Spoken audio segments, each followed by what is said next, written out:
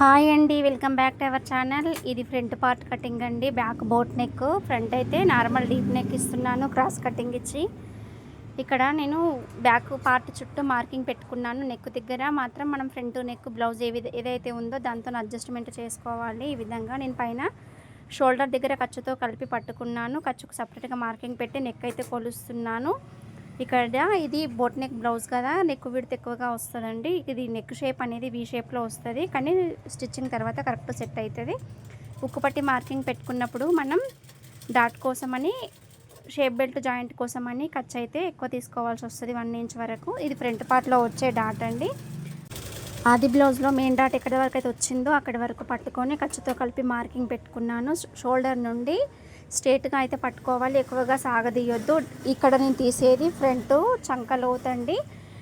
boat neck blouse కదా, కొంచెం ముందు భాగానికండి 1/2 ఇంచ్ లోతు